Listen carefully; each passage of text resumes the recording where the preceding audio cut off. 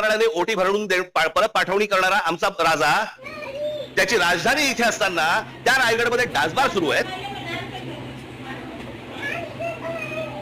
तुम्हाला पूर्ण भरकटवून टाकायचं. तुमचं मूळ विषयांकडे लक्षच नाही गेलं पाहिजे. अत्यंत लाज वाटते मला, लाज. हे कोण आहेत लोक म्हणे? परचेसेबल कम्युनिटी, विकत येणारी माणसं, विकत घेता येणारी माणसं. ही आपली प्रतिभा आहे. मी जे सतत सांगत आल्यावर 1400 वर्ष राज्य केलेला हा महाराष्ट्र या हिंद प्रांतावरती, तो विकला जातो. विकाऊ आहे. त्यातली माणसं विकली जातात. आपलं सगळं जमीन बिमीन सगळं भाषा भिषा सगळ्या गोष्टी सोडून द्यायला तयार होतो. असा आपण आपला महाराष्ट्र आहे.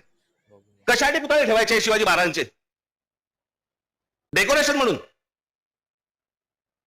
या गोष्टी शिकवल्या या माणसाने आम्हाला. म्हणजे फारसी शब्द या महाराष्ट्रामध्ये असू नये याच्यासाठी स्वतःचा राजशब्द कोश काढणारा हा माणूस, ज्याने तुम्ही मराठीत बोललं पाहिजे म्हणून सांगितलं, त्या महाराष्ट्रामध्ये आम्ही आमची भाषा विसरतोय, आमच्या जमिनी घालवतोय, आमचं सत्व घालवतोय, आमचा स्वाभिमान घालवतोय. उद्योग आणायचे असतील तर मराठी माणसाचा मान सन्मान राखूनच तुम्हाला उद्योग आणावे लागतील. त्याशिवाय तुम्हाला आणता येणार नाहीत. उद्योगपतींशी व्यवहार करणार आणि मग सगळे गब्बर होणार आणि मग निवडणुकीच्या तोंडावरती विषय गेला बाजूला, विचार गेला बाजूला, फक्त तोंडावर तुमच्या पैसे फेकून मारणार आणि तुमच्याकडनं मतं घेणार. एवढा एकमेव उद्योग महाराष्ट्रात सुरू आहे. सर्वाधिक डान्सबार हे रायगड जिल्ह्यामध्ये बंद झाले होते ना हो.